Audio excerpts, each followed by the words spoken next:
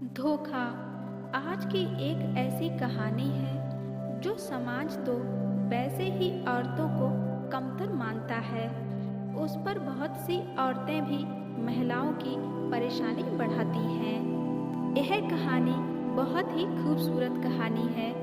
कहानी को शुरू करने से पहले अगर आप हमारे चैनल पर नए हैं तो चैनल को सब्सक्राइब जरूर कर देना, साथ ही बेल आइकन को प्रेस करके ऑल पे क्लिक कर देना, जो ऐसी ही प्रेरणादायक कहानी आपको मिलती रहे। और कहानी पसंद आए तो वीडियो को लाइक शेयर जरूर कर देना।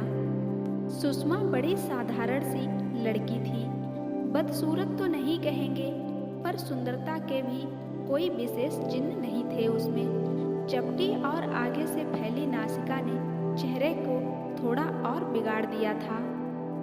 अचानक ही एक दिन बड़े अच्छे परिवार से रिश्ता आया। सब हैरान थे। चट मंगनी और पट ब्याह हो गया।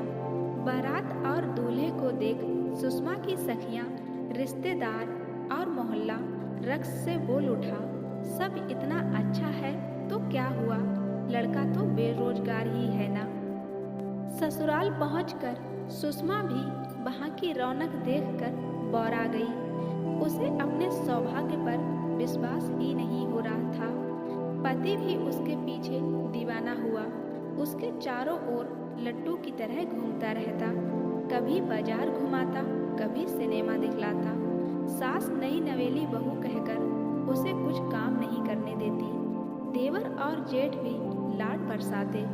उसे लगता यह सब सपना तो नहीं है। हाँ, दो पुत्रियों की माता उसकी जेठानी जरूर थोड़ा उखड़ी उखड़ी सी रहती, पर वह रसोई और बेटियों में ही ज्यादा उलझी रहती। कभी उनकी दोनों प्यारी प्यारी बेटियां छोटी माँ करती हुई उसके पास पहुंच जाती।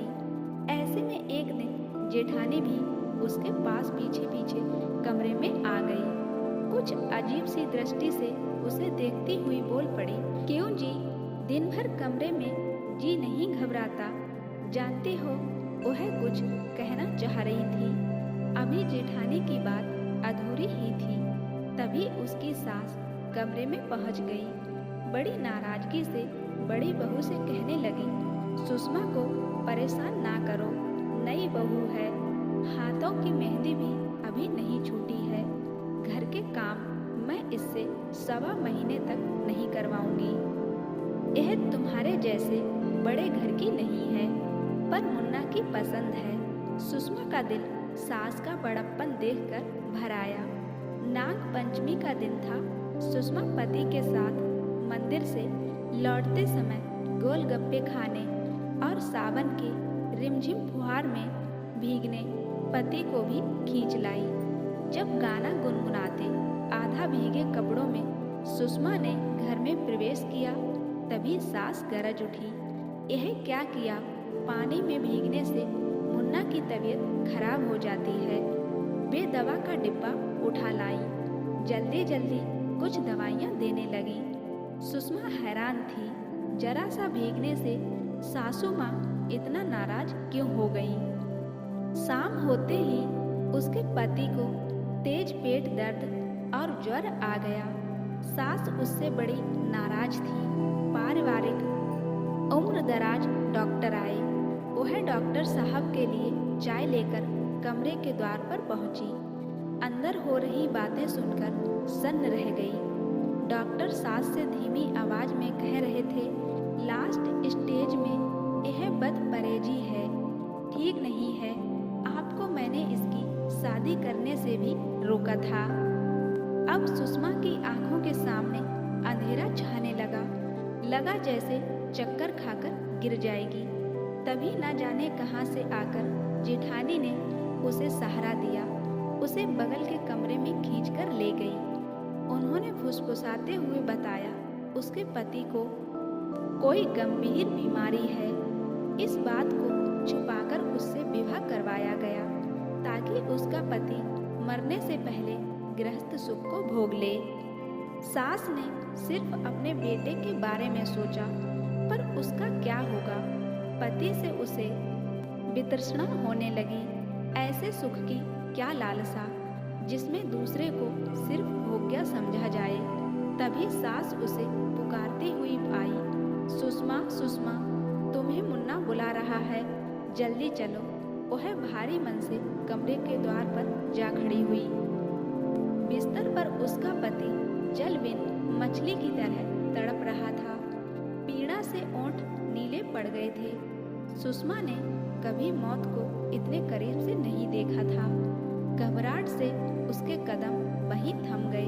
तभी अचानक उसके पति का शरीर पीड़ा से ऐंठ गया और आंखों की पुतलियां पलट गईं। सास चलती नजरों से उसे देखकर बुदबुदा उठी, भाग्यहीन मनहूस मेरे बेटे को खा गई। उससे लाड करने वाला ससुराल और उसे प्यार से पान के पत्ते जैसा फेरने वाली सास पल भर में बदल गई। सास हर समय कुछ न कुछ उल्हाना देती रहती। सुषमा प्रस्तर पाषाण प्रतिमा बनकर रह गई। उसके बाद सुषमा को कुछ सुध ना रहा।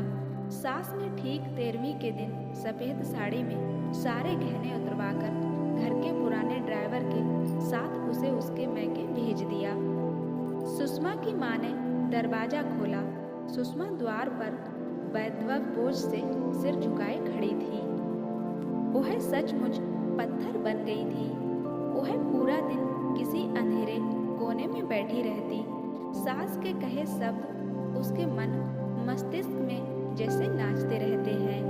भाग्यहीन मनहूस, उसका पूरा परिवार सदमे में था। तभी एक और झटका लगा। पता चला सुषमा माँ बनने वाली है। तब सुषमा के पिता ने कमर कस ली। वैसी हालत में ही सुषमा का दाखिला तुरंत नर्सिंग की पढ़ाई के लिए पारा मेडिकल कॉलेज में करवा दिया। सुषमा बस कठपुतली की तरह उनके कहे अनुसार काम करती रहती। उसके पापा हर रोज अपनी झुकती जा रही कमर सीधी करते हुए बच्चों की तरह उसका हाथ पकड़कर कॉलेज ले जाते और छुट्टी के समय उसे गेट पर खड़े मिलते।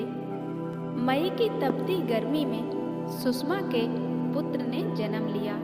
सुषमा अनमने ढंग से बच्चे की देखभाल करती कहती है, समय सबसे बड़ा मरहम होता है।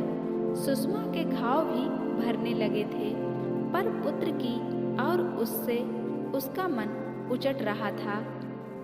जिस समय ने उसके घाव भरे थे, उसे बीतते समय ने उसके वृद्ध होते पिता को तोड़ दिया था।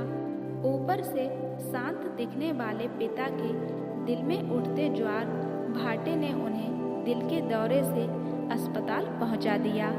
अडिग चट्टान जैसा सहारा देने वाले अपने पिता को कमजोर पड़ते देख सुषमा जैसे नींद से जाग गई। उसने पिता की रात दिन सेवा शुरू कर दी। पिता की तबीयत अब काफी ठीक लग रही थी। उनके चेहरे पर वापस लौटती रंगत देखकर सुषमा आश्वस्त हो गई। वह रात में पापा के अस्पताल के बेड के बगल के सोफे पर ही सोती थी। वह पूनम की रात थी। खिड़की से दमकते चांद की चांदनी कमरे के अंदर तक बिखर गई थी। तभी पापा ने उसे अपने पास बुलाकर बिठाया और उसके सिर पर हाथ फेरते हुए बोले बेटा, तुम्हें अपने पैरों पर खड़ा होना है, मजबूती से, समझी तुम? सुषमा ने हिचकते हुए जवाब दिया, मेरे जैसे भाग्यहीन। पिता ने उसकी बात काटते हुए कहा, तुम भाग्यहीन नहीं हो, बस एक धोखे और दुर्घटना की शिकार हो, जिसमें गलती तुम्हारी नहीं मेरी थी। अक्सर मुझे पश्चाताप होता है। तुम्हारी शादी करने से पहले मुझे और छानबीन करनी चाहिए थी। भीगी आंखों से उन्होंने अपनी बात आगे बढ़ाई। पर जानती हो बिटिया, असल गुनहगार धोखा देने वाले लोग हैं। एक बात और बेटा, तुम इसका प्रतिशोध अपने पुत्र से नहीं ले सकती हो। उसका ख्याल तुम्हें ही रखना है। थोड़ा मौन रहकर उसके आंखों में देखते हुए पिता ने कहा, भाग्यहीन तुम नहीं, तुम्हारी सास है। बेटे को तो गमाया ही, बहू और पोते को भी गंवा दिया, पर कभी न कभी ईश्वर उन्हें उनकी गलतियों का आईना जरूर दिखाएगा और भगवान के न्याय पर मुझे पूर्ण विश्वास है। पापा से बातें करने के बाद सुषमा को लगा जैसे उसके सीने पर से भारी बोझ उतर गया। पढ़ाई करके उसे शहर के एक अच्छे अस्पताल में नौकरी मिल गई। वह बेटे के साथ खेलकर अपना दुख भूलकर खिलखिलाने लगती थी। किसी न किसी से उसे अपने ससुराल की खबरें मिलती रहती।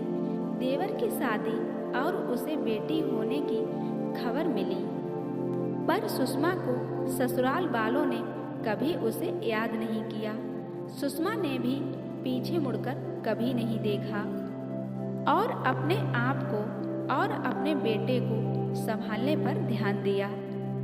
उस दिन सुषमा अस्पताल पहुंची। वह आईसीयू के सामने से गुजर रही थी। तभी सामने देवर और जेठ आकर खड़े हुए। पता चला सास बीमार हैं, इसी अस्पताल में भर्ती हैं। उन्हें इस बात का बहुत गम है कि सुषमा के पुत्र के अलावा उन्हें पोता नहीं सिर्फ पोतियां ही मिली हैं। अब वह सुषमा और उसके बेटे को याद करती रहती है। एक बार पोते का मुंह देखना चाहती है। देवर ने कहा, भाभी बस एक बार मुन्ना भैया के बेटे को अम्मा के पास ले आओ, सुना है बिल्कुल भैया जैसा है। तभी जेठ बोल पड़े, सुषमा मैं तो कहता हूँ अब तुम हमारे साथ रहने आ जाओ, मैं कल सुबह ही तुम्हें लेने आ जाता हूँ। सुषमा बिना कुछ जवाब दिए अपनी ड्यूटी कक्ष में चली गई। वह उनकी बेशर्मी देखकर अवाक थी। वह चुपचाप अपना काम कर रही थी, पर उसके माथे पर पड़े शिकन से स्पष्ट था उसके मन में बहुत सी बातों का तूफान चल रहा था। वह सोच रही थी, पहले तो उसे खिलौना समझकर मरना सुन पुत्र की तरह कामना पूरी करने के लिए धोखे से विवाह करवा दिया और बाद में दूध में पड़ी मक्खी की तरह फेंक दिया। आज अपनी पौत्रियों को पौत्र से कम आंका जा रहा है क्योंकि वे लड़कियां हैं। अच्छा है वह आज ऐसे ओछे परिवार का हिस्सा नहीं है। क्या उसके पुत्र को ऐसे लोगों के साथ रखकर उनका जैसा बनने देना चाहिए? बिल्कुल भी नहीं, वह ऐसा नहीं होने देगी। मन ही मन उसने कुछ निर्णय लिया। घर जाने से पहले उसने छुट्टी की अर्जी दी। उसी रात को वह ट्रेन से बेटे को लेकर निकट के दूसरे शहर चली गई। वहाँ के अच्छे बोर्डिंग स्कूल में बेटे का नाम लिखवा दिया। काफी समय से बेटे का दाखिला इस स्कूल में करवाने का मन बना रही थी। वह 3-4 दिनों के बाद वापस घर लौटी। अगले दिन अस्पताल के सामने ही देवर मिल गया। उसे देखकर लपकता हुआ आया और बोल पड़ा, भाभी अम्मा की तबीयत और बिगड़ गई है, आप कहाँ थी? सुषमा चुपचाप हेड मैट्रन के कमरे में अपनी ड्यूटी मालूम करने चली गई। उस दिन उसकी ड्यूटी उसके सास के कमरे में ही थी। वह कमरे में जाकर दवाइयाँ देने लगी। सास उसके बेटे के बारे में पूछने लगी। सुषमा ने शालीनता से कहा, भगवान ने आपके घर इतनी कन्याओं को इसलिए भेजा है ताकि आप उनका सम्मान करें। जब तक आप यह नहीं सीखेंगी तब तक आप अपने इकलौते पौत्र का मुंह नहीं देख सकती। सास का चेहरा तमतमा गया। लाल और गुस्से से भरी आंखों से उसे घूरते हुए बोल पड़ी, भाग्यहीन, तुम धोखा कर रही हो। मेरे पौत्र को छुपाकर नहीं रख सकती हो। तुम्हारे जैसी मामूली लड़की की औकात नहीं थी मेरे घर की बहू बनने की। सुषमा ने उनकी बात बीच में काटते हुए कहा, भाग्यहीन मैं नहीं, आप हैं। सब पाकर भी खो दिया आपने।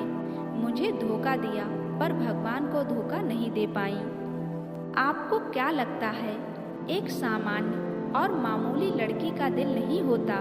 उसे दुख तकलीफ की अनुभूति नहीं होती क्या?